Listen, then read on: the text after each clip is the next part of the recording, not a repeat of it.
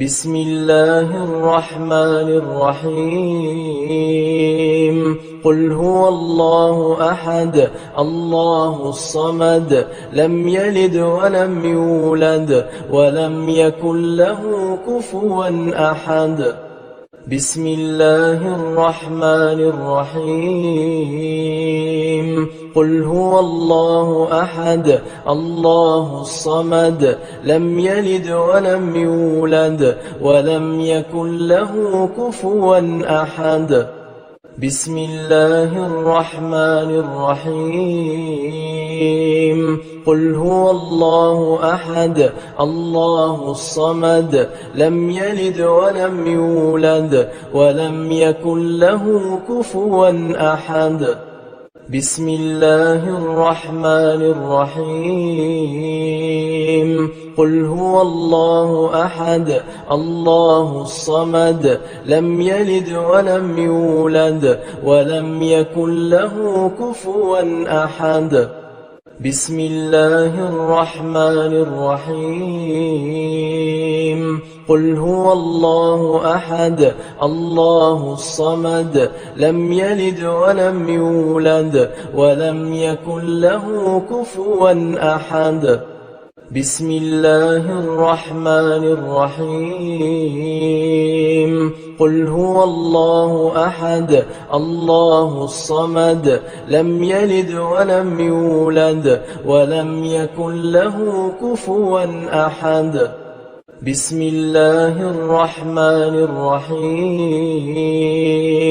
قل هو الله أحد الله الصمد لم يلد ولم يولد ولم يكن له كفوا أحد بسم الله الرحمن الرحيم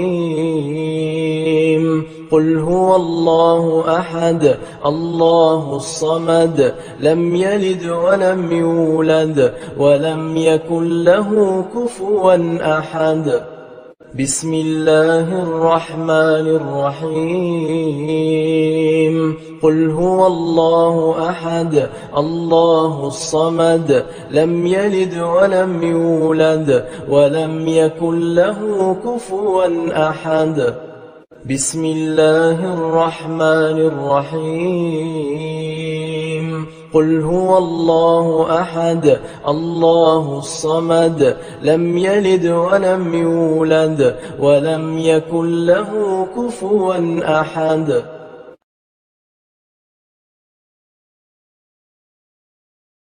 Surah Al-Ikhlas, atau yang lebih dikenal dengan sebutan Qul Huwallahu Ahad, bukan hanya sekadar bacaan pendek dalam Al-Quran. Di balik ayat-ayatnya tersimpan rahasia besar yang dipercaya mampu menjadi wasilah bagi siapa saja yang ingin hajatnya terkabul. Bila diamalkan sesuai dengan tata cara yang benar, surah ini dapat menjadi sarana untuk memohon segala kebutuhan hidup, termasuk urusan rezeki dan uang. Keyakinannya adalah berapapun jumlah yang diminta, insya Allah akan dikabulkan atas izin Allah Ta'ala. Sebab kekuatan doa dan amalan tidak terletak pada panjang atau pendeknya bacaan, melainkan pada keikhlasan hati dan izin dari Allah yang Maha Kuasa. Karena itulah, rahasia amalan surah Al-Ikhlas ini layak diketahui dan diamalkan, khususnya bagi mereka yang tengah membutuhkan pertolongan dalam memenuhi kebutuhan hidupnya. Assalamualaikum warahmatullahi wabarakatuh.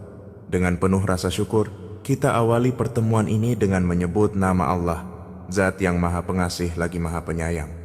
Segala puji hanya milik Allah, Tuhan semesta alam, yang senantiasa melimpahkan rahmat, nikmat, dan hidayahnya kepada kita semua. Tak lupa, salawat serta salam kita haturkan kepada junjungan kita, Nabi Muhammad SAW, seorang teladan agung yang membawa cahaya kebenaran bagi umat manusia. Semoga limpahan berkah juga tercurah kepada keluarga beliau, para sahabat, serta segenap pengikut setia yang istiqamah menapaki jalan ajarannya hingga akhir zaman. Dengan penuh kerendahan hati, marilah kita memulai pembahasan pada kesempatan kali ini, seraya berharap semoga Allah memberikan kemudahan dalam menyampaikan ilmu dan manfaatnya dapat kita rasakan bersama. Dalam kesempatan ngaji kali ini, pembahasan difokuskan pada ijazah berupa amalan doa, wirid, dan zikir yang diyakini memiliki khasiat luar biasa. Amalan ini bukan sekadar bacaan biasa, melainkan sebuah warisan spiritual yang disampaikan dari guru kepada murid, dari kiai kepada santri, dan terus terjaga dalam tradisi pesantren.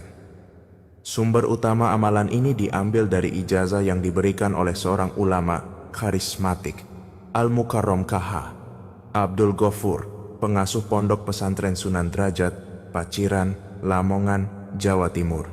Beliau dikenal luas sebagai sosok yang alim, berwibawa, dan senantiasa membimbing santri serta masyarakat untuk mendekatkan diri kepada Allah melalui amalan-amalan yang penuh keberkahan. Pada pertemuan ngaji yang beliau sampaikan terdapat sebuah ijazah khusus yang sangat istimewa. Kunci rahasia amalan surah Al-Ikhlas atau Qul Huwallahu Ahad. Amalan ini diyakini sebagai salah satu jalan ikhtiar batiniyah yang bisa menjadi sarana bagi seseorang untuk mendatangkan rezeki, khususnya uang, melalui pertolongan Allah. Tidak dimaksudkan untuk menggantikan usaha lahiriah, namun menjadi penyempurna dari doa dan ikhtiar manusia agar mendapatkan keberkahan dan keluasan rezeki. Dengan demikian, materi ini akan memandu kita untuk memahami bagaimana cara mengamalkan surah Al-Ikhlas sebagai bentuk doa, ibadah, sekaligus wasilah menuju pertolongan Allah Subhanahu wa Ta'ala. Amalan surah Al-Ikhlas ini lahir sebagai bentuk ikhtiar batiniyah yang diperuntukkan bagi siapa saja yang sedang menghadapi kesulitan hidup. Dalam kehidupan sehari-hari, manusia sering dihadapkan pada kondisi yang berat. Ada yang hidup dalam kekurangan, ada yang usahanya jatuh bangkrut, ada yang kehilangan pekerjaan sehingga kesulitan memenuhi kebutuhan keluarga. Bahkan ada pula yang tertipu oleh orang terdekatnya hingga mengalami kerugian besar. Banyak di antara mereka telah mencoba berbagai cara untuk memperbaiki keadaan, baik melalui usaha lahiriah maupun doa-doa tertentu, namun hasilnya belum kunjung tampak. Pada titik inilah amalan surah Al-Ikhlas ini ditawarkan sebagai salah satu wasilah atau jalan ikhtiar yang dapat ditempuh. Amalan ini diyakini mampu membuka pintu pertolongan Allah Subhanahu wa Ta'ala, sehingga rezeki dan jalan keluar dapat hadir dari arah yang sama sekali tidak diduga. Namun penting untuk dipahami, amalan ini bukan sekadar bacaan yang bersifat magis. Ia adalah bentuk penghambaan yang tulus kepada Allah, sebuah cara untuk mengetuk pintu langit ketika jalan dunia terasa tertutup. Setiap huruf, ayat, dan zikir yang dibaca harus dilandasi niat yang ikhlas, hati yang bersih, serta keyakinan penuh bahwa hanya Allah lah yang mampu mengabulkan doa.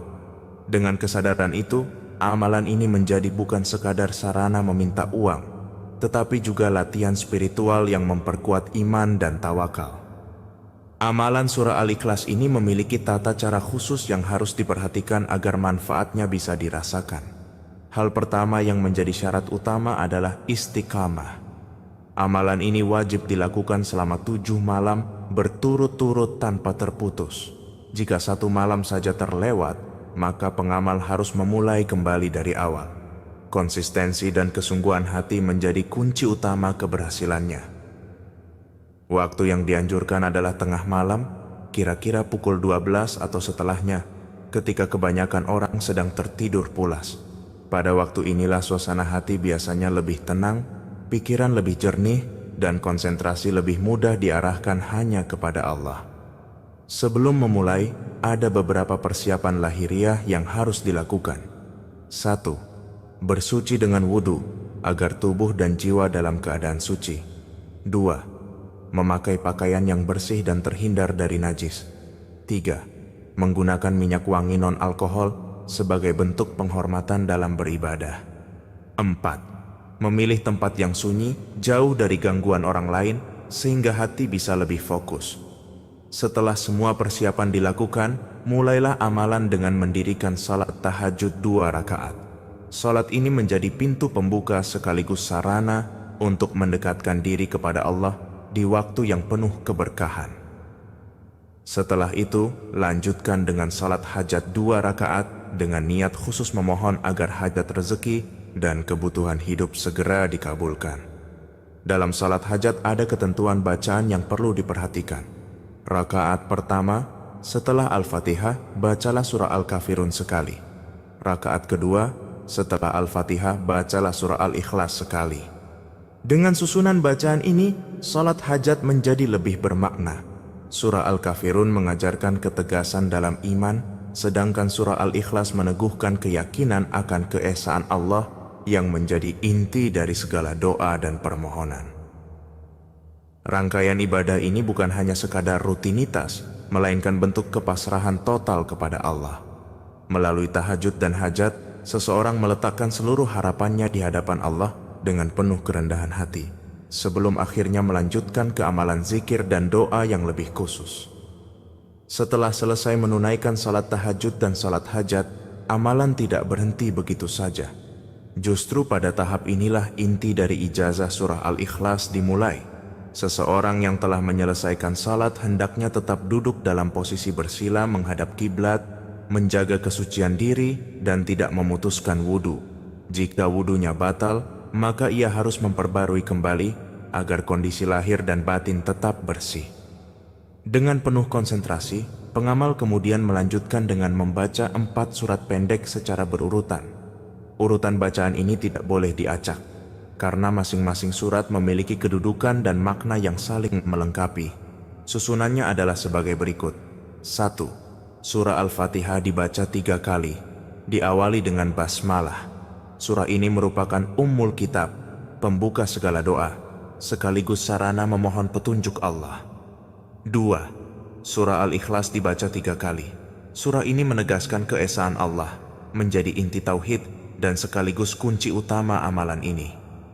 Ayat kursi ketiga dibaca 3 kali. Ayat ini berisi tentang kebesaran dan kekuasaan Allah sebagai pelindung, sehingga pengamalnya merasa terjaga dari segala mara bahaya. Keempat, surah Al-Qadar dibaca 3 kali. Surah ini mengingatkan tentang malam penuh keberkahan, bahwa segala sesuatu terjadi atas ketetapan Allah.